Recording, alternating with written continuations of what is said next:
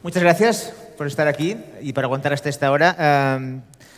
Estoy muy feliz porque ayer nuestra hija mayor cumplió 20 años.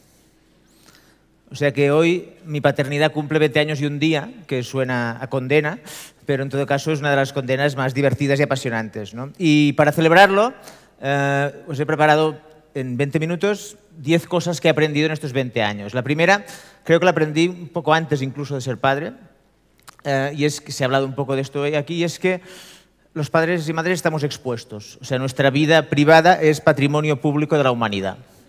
Y esto lo descubrí justo al anunciar el embarazo, porque una vecina se acercó a mí y me preguntó con un tono inocente, ¿lo buscabais? ¿Lo buscabais? Es una pregunta impertinente.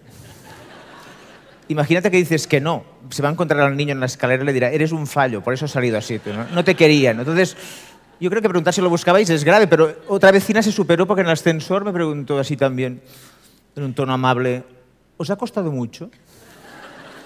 Yo pensaba que en el ascensor se hablaba del tiempo, no del tiempo que has tardado en quedar embarazado. No sé.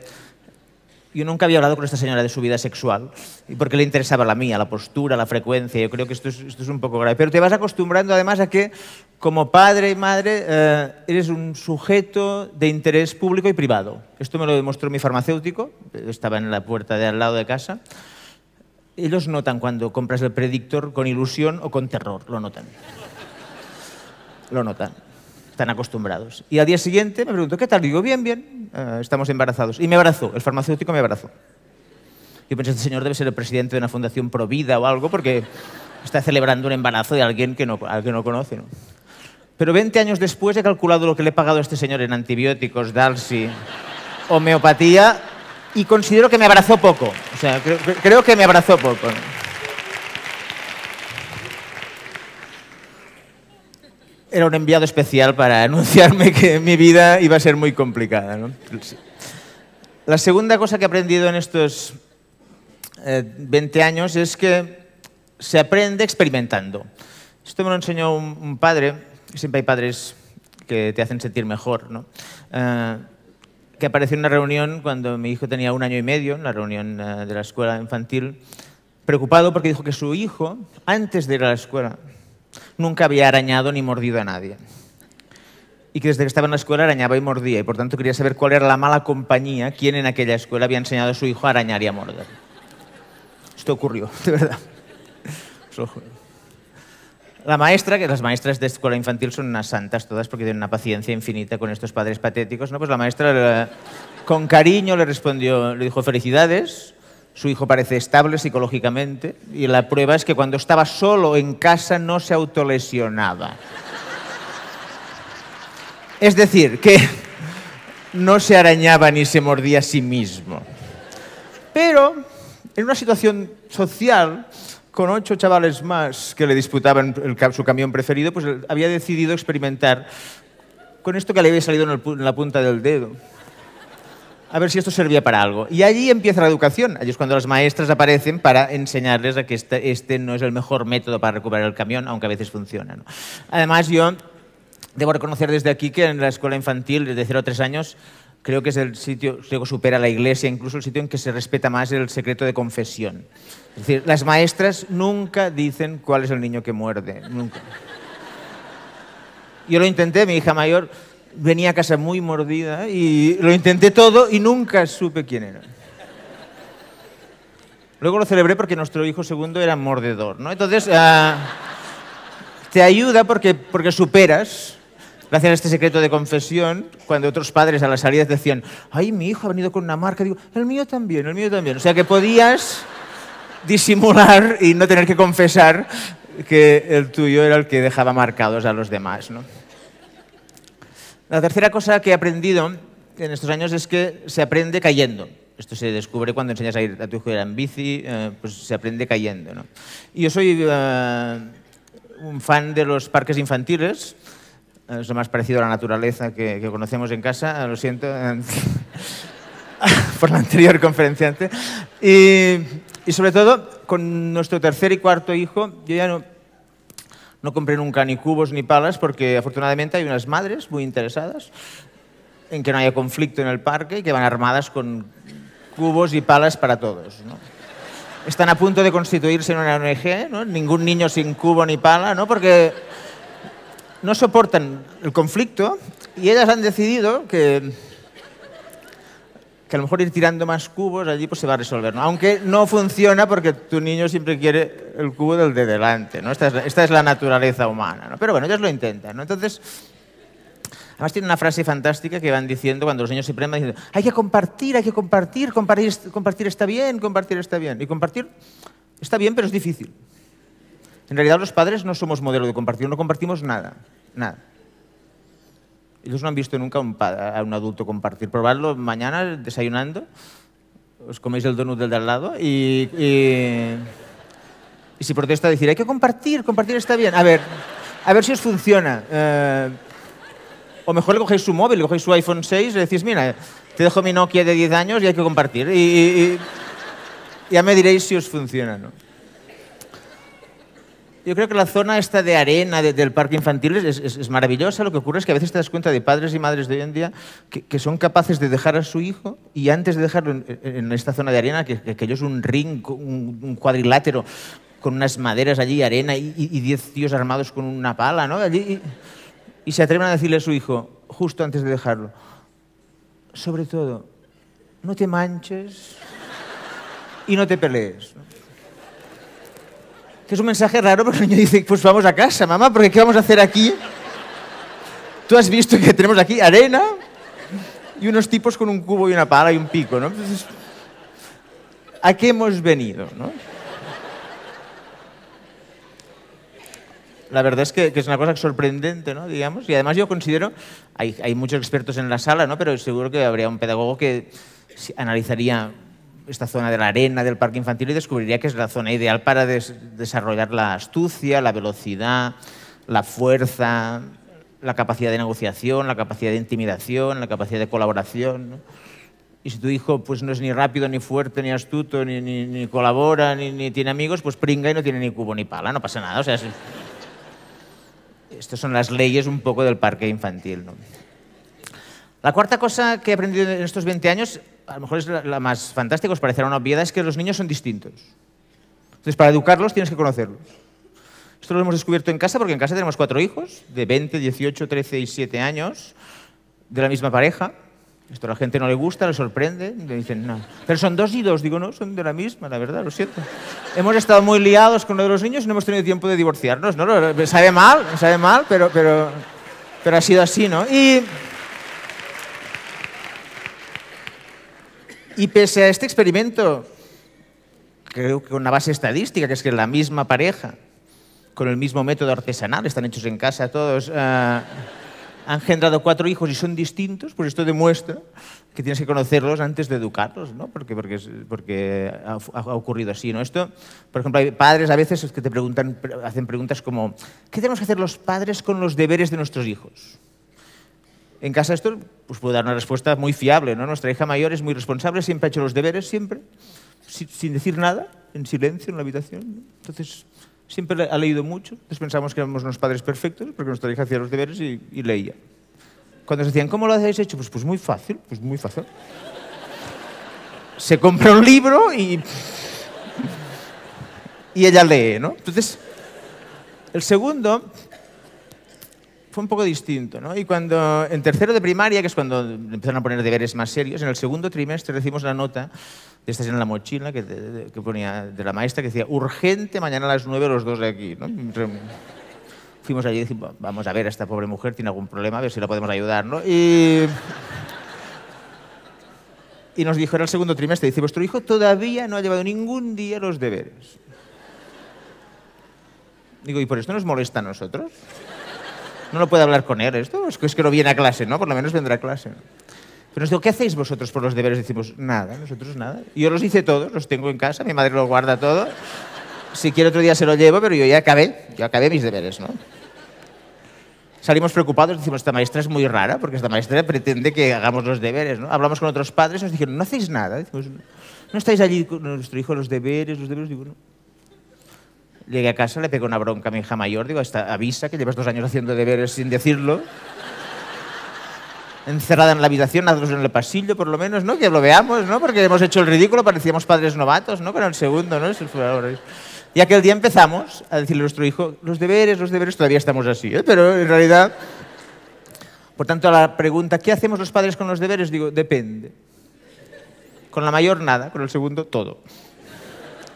O con las notas. Y tú eres muy serio con las notas, tú pones mucha presión, es muy importante que saquen buenas notas. La mayor llegó un día, sacó un 9,3 y pretendía ir a pedir revisión de examen para subir nota. Yo pasé mucha vergüenza, se lo prohibí, pero dije... Yo doy clases en la universidad, alguna vez ha venido un tío con un 9,3 a pedir aumento de nota y se la he bajado. Digo, no molestes al profesor, no estudies tanto y distráete un poco y sal. Por favor, 9,3. Entonces, si tu hija con un 9,3 quiere ir a revisar nota, tienes que tranquilizarla y decirle, no hay para tanto. El segundo un día llegó, en cuarto de eso, en el cuarto trimestre, llegó con un 1,9 de física. Y cuando pregunté qué había ocurrido, me dijo, me esperaba menos. Lo dijo en serio, ¿eh? Le sorprendía de dónde salía aquel 1,9, porque él... Entonces yo lo que hice las siguientes 48 horas no lo puedo explicar aquí, porque seguramente no es lo más pedagógico, pero tuve la misión de que se preocupase mucho. De que entendiese que yo tenía dos problemas, que es un 1,9 y que se esperaba menos. O sea, los dos problemas eran graves. Entonces...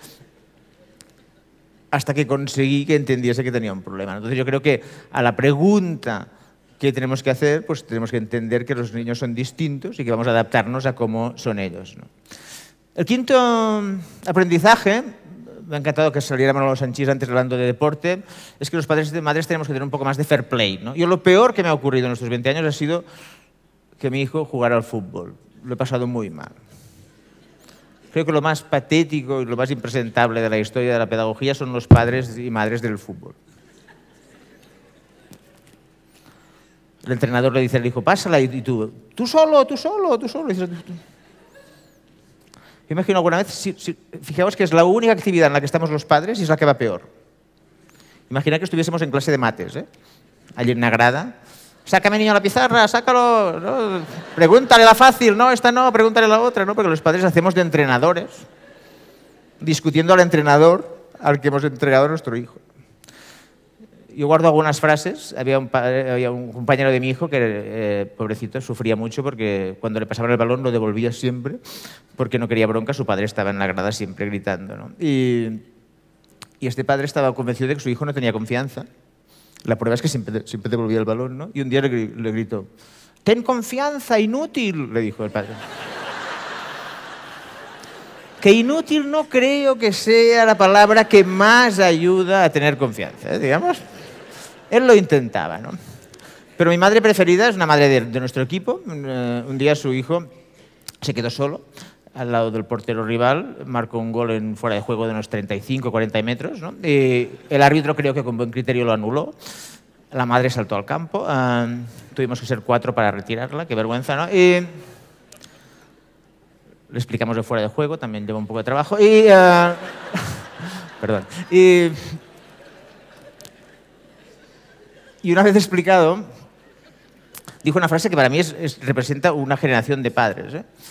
Dijo, ¿y qué? A mi hijo no se le anula un gol con la ilusión que le hace. Para mí esta frase, que estáis aplaudiendo, esta frase, para mí simboliza exactamente todo lo contrario de la educación. Porque me encanta esta forma verbal, no se le anula un gol, no el árbitro, no hay ninguna autoridad en el mundo que vaya a impedir que mi hijo haga lo que le dé la gana, ¿me entiende? No hay normas para mi hijo, porque yo he venido a este mundo a que mi hijo haga todo lo que le haga ilusión. Fue terrible explicárselo, al final la convencí. Se me ocurrió comentarle que a la madre del portero no le hacía ilusión que le marcasen. Digo, la ilusión como método es muy complicada, porque está muy mal repartida. Entonces, háblenlo y pacten un empate, porque no va a poder ser, ¿no? Que todas las madres estén ilusionadas con sus hijos. El sexto aprendizaje es que el ejemplo, ha salido también esto antes, el ejemplo marca un poco, ¿no? Uno de mis amigos preferidos, ahora entenderéis por qué, tiene la pantalla de plasma más grande de toda Barcelona. Yo voy allí porque es mejor que estar en el Camp Nou, o sea, en una pantalla gigante. tiene el Apple Watch, siempre el último modelo de todo. Y está preocupado porque su hijo es consumista, ¿no? Y lo dice muy en serio. Y un día le dije, a lo mejor es tuyo este niño, ¿no? Porque se parece al padre, ¿no? Y él estaba preocupado. Dijo, pero es que yo a su edad no tenía nada. Yo a su edad era feliz tirando piedras al río. Yo sí, pero él no te vio nunca tirar piedras al río. Él solo te ha visto llorando de emoción cuando abrazabas la pantalla plana Bang & Olufsen nueva que tenías, ¿no? Además, si tu hijo tira una piedra al Bang & Olufsen, lo matas. O sea, que no vayamos a mitificar esta nostalgia de lo que hacíamos, porque como ha comentado mucha gente, también Gregorio, pues lo importante es lo que ven. Y a ti te han visto abrazando a tu pantalla plana y emocionado cuando vas al centro comercial. Entonces va a ser raro que no entienda que consumir es algo interesante, ¿no? La séptima cosa que he aprendido en estos 20 años es que niños prodigios muy pocos. O sea, yo creo que tenemos una obsesión peligrosa, para mi entender, en confundir la educación con el inglés, la música, el deporte, ¿no? Que son cosas interesantes, complementarias, pero la educación para mí es algo más serio y más central, ¿no? Esto descubrí porque con nuestro tercer hijo íbamos un poco liados ya y tenía 5 años, vino una pareja a cenar a casa y de repente con cara de terror nos miraron y nos dijeron, ¿tiene 5 años ya? Y todavía no toca ningún instrumento. Yo dije, que yo sepa, no. A lo mejor se levanta de madrugada a tocar el piano, pero me extrañaría porque no tenemos piano. Pero dijeron, uy, pues ya es tarde, ya es muy tarde, ¿no? Otros amigos nos habían comentado que su hijo era tenista desde los 4 años porque se ve que el tenis, si no empiezas a los 4, el saque ya no es el mismo, ¿no? Entonces, al día siguiente desperté a mi hijo de 5 años y digo, pero tenemos un problema urgente. Digo, hemos estado muy liados, papá y mamá, y eres un fracasado, ya no serás ni pianista ni tenista. Entonces vamos a decidir algo rápido, decide hoy a qué te vas a dedicar y empezamos hoy mismo, porque se ve que lo que no ha empezado a los 5 años, ya no, ¿eh? Este es uno de los mensajes. Yo creo que tenemos que entender que prodigios muy pocos y que lo importante es que la educación sea más un equilibrio de una serie de actividades que incluye, por supuesto, como se ha comentado antes, aburrirse también un ratito, ¿no? Voy a ir acabando. El octavo aprendizaje de estos 20 años tiene que ver con el sentido del ridículo, que tampoco es muy común entre los padres, ¿no? A mí los pediatras me cuentan muchas cosas sobre esta obsesión que tenemos los padres hoy con la alimentación y los ridículos que somos, ¿no? Y me comentó un pediatra que es su caso preferido, dicho irónicamente, eran unos padres que estaban obsesionados que el niño para cenar a veces comía poco. Descubrieron que su hijo, si se encontraba cosas en el suelo, se las comía, ¿no? Y que los dos, dice, a veces esterilizamos un poco el suelo de la cocina, ¿eh? Y dejamos unos trocitos de tortilla allí para... Esto ocurrió y los dos, yo me enteré, los dos tenían estudios universitarios, copiaron mucho, la verdad, porque aprobar 2 carreras y no haber entendido nada del mundo, pues hay que copiar bastante, ¿no? Pero a veces antes de acostarme pienso en este pobre niño, ¿no? Tú eres un niño y ves a tus padres, tú necesitas unos adultos serios que estén de pie, con confianza, con seguridad, y ves a tu padre y tu madre de rodillas haciendo un carril de tortilla para que te lo comas. Es para irte de casa aquel día mismo, es para decir, pues nada, peor que aquí no estaré. O sea, no, ya encontraremos otro sitio, ¿no? Entonces yo creo que el pediatra me decía, son estos padres que dicen, yo por mi hijo haré lo que sea. Y él les decía, pues el ridículo intentando hacerlo tanto, ¿no? Y la novena lección, el noveno aprendizaje de estos 20 años es que el riesgo existe. Y que creo que estos padres sobreprotectores, moscones, helicópteros, como los llamabais antes, pues lo que nos ocurre a estos padres que tenemos de tendencia es que pensamos que podemos evitar los riesgos. Y los riesgos existen.